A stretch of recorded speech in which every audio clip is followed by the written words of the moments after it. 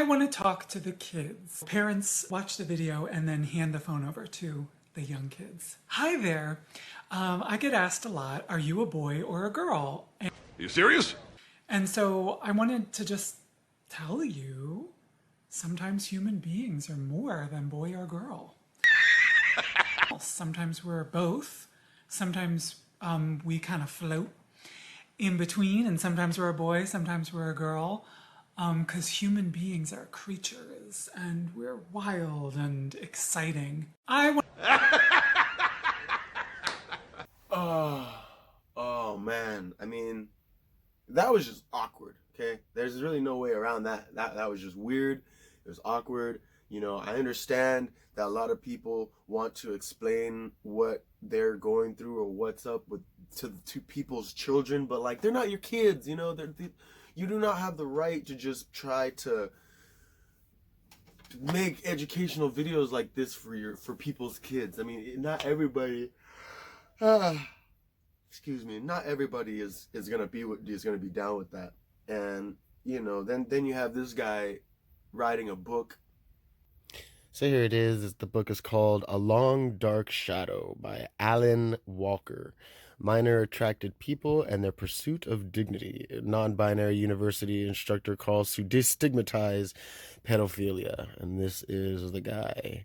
I mean, it's just like, what? You know, it's this professor at Old Dominion University has come out in support of destigmatizing pedophilia, or as she calls it, minor attraction.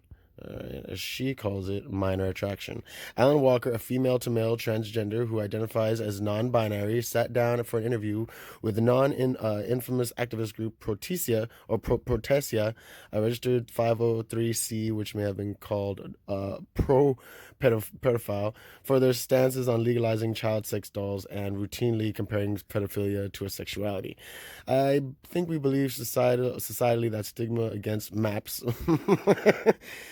serves to protect children because we don't fully understand the difference between MAPS and sex offenders. Again, we have their confusion between the attraction and a criminal. Okay, so I mean, even so, all they're saying is that you should be allowed to be attracted to one and be okay, and like, I don't know what, date them and take them to the fucking McDonald's. Like, it's just weird, man. If you were inside a McDonald's and you saw an old dude sitting with a young 12-year-old, 11-year-old girl, and no, it doesn't matter if that guy is the nicest guy on the planet, it's still not right. Okay, it's not right. And you know, yeah, you should be able to ask for help if you need it and not have the police involved. Yes, okay, fine. That I completely agree with that, but that does not mean. And then the boy love community, oh my god, that just makes me mad. But you know, you can't just say that. But you know, it should be completely fine, because it's not gonna ever be fine. You know, it's never gonna be okay. It's just that, yeah, maybe the cops shouldn't be called when you go to your therapist to ask for like guidance on this, but at the same time, you can't just be like, all right, but I'm gonna continue with these urges because this is who I am and this is what I am and this is what I'm meant to be. It's like, no. Like, don't get it twisted. It's not a good thing. On one hand, just because someone has attractions to children doesn't mean that they will never experience attraction to adults as well, or even that their attractions to children will persist for their entire lives, she says, immediately going on to say sexuality can be fluid and there are many MAPS who have a range of attractions to both children and adults. Oh man, it's too much. It's too much. You know, I I understand that there is the stigma of pedophilia and of whatever you want to call them, right? MAPS, um, minor attracted people.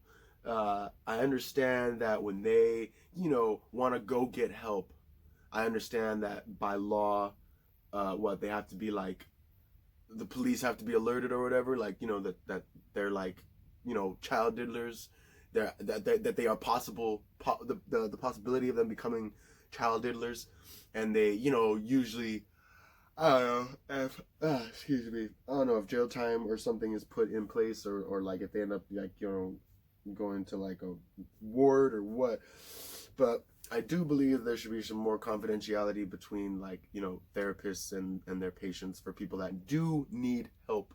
But you cannot turn around and try to use that as literal, like, hey, it's supposed to be okay to, like, be with children, okay? This is not gonna fly. You cannot think that society is literally just gonna be like, oh yeah, that's something we're gonna go back to. It's not. And it's just for this guy to write a book and literally be out here trying to change the definition of the word pedophilia, it is just, you know, it's a little weird, because there are people out there that, like, are just sick, and there are that don't need help. Well, I mean, they need help, but they need, like, you know, a bullet versus, like, a therapist.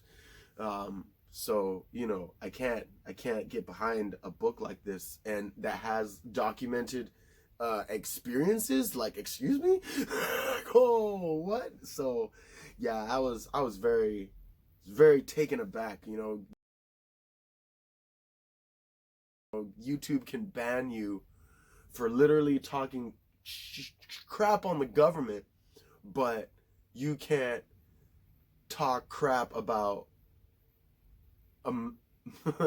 someone trying to discuss gender fluidity with your children, or you can't talk crap about a man literally publishing a book about how it's okay to be a minor attracted person.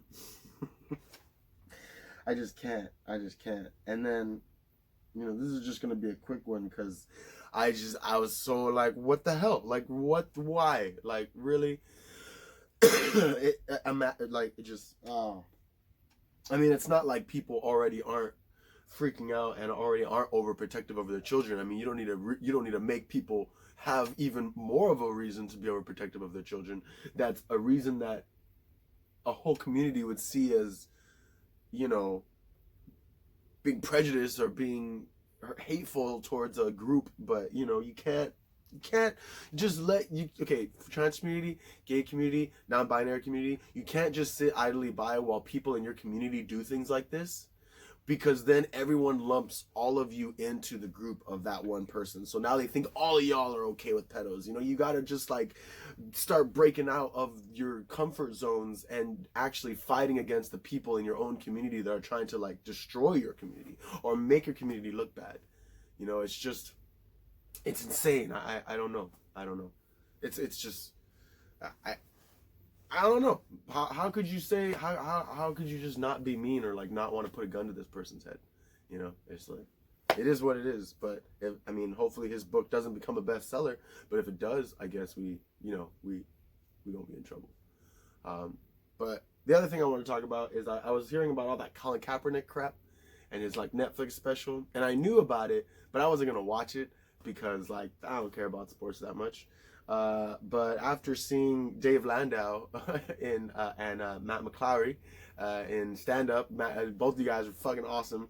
Matt McClary, you know, in seeing them, he has this great joke where he talks about, like, pretty much guys that don't like sports are pretty much just like, you know, just like, we don't like sports because, you know, we're just not really into them. We're really into just, like, you know, everything else other than sports. But they always say that takes away your manliness. So, but Mike McClary has a joke of that, and it's awesome.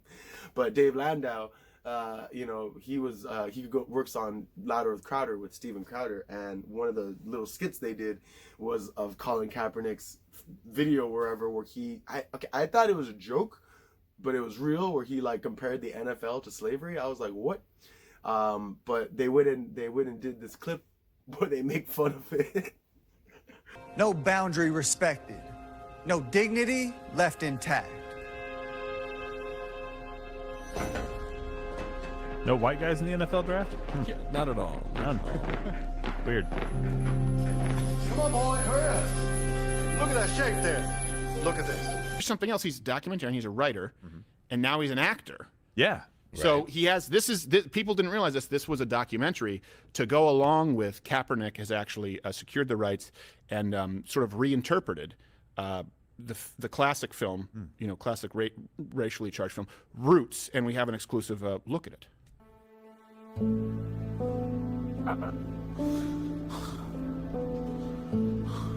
I want to hear you say it. I want to hear you say what your sign-in bonus is. I'm a good quarterback. Lord God, help that boy. Get him a flex deal with a point on the merchandising back end. All right, boy. I'm not promising anything. And really, I shouldn't even be saying this, but the best we can do is 35 million. I want to hear you say it. Oh, no! No! What's your sign-in bonus? 35 million. Aye. And it was phenomenal because it's like, yeah, that's pretty much what he thought it was like. And Dave Landau being the slave owner, that was awesome. But quarter Black Garrett as being slave Kaepernick, it was awesome. It was awesome, bro. Crowder, you guys come up with the best skits. I couldn't believe it was real. I really couldn't. I thought it was a joke. I thought it was a Saturday Night Live skit, and then it's like, oh no, that's his actual documentary. He's sitting there with a big ass fro, saying that he a slave to the NFL, even though he getting like $400 million, $3 million, $40 million for playing a damn sport where you go tackle somebody. You remember in Django when Leonardo's sitting there watching those two black fools wrestle. Come on now! Oh, he's not doing what I told him, for God's sake. They should have like redone that scene, but had them in like football gear. You know, that would have been fun. Turn him around! Now. Oh man. Yeah, oh man, my brain is so scrambled. Yeah, you know, I don't know. I'm trying to think if there's anything else I missed or wanted to bring up. No, I think that was it. That was the craziest shit yesterday reading that. I don't know. But this guy's book, man. I don't know. But anyway, you guys have what's today, fucking Friday? It's Friday. It's finally Friday. Thank God. So have a fantastic Friday and a good weekend.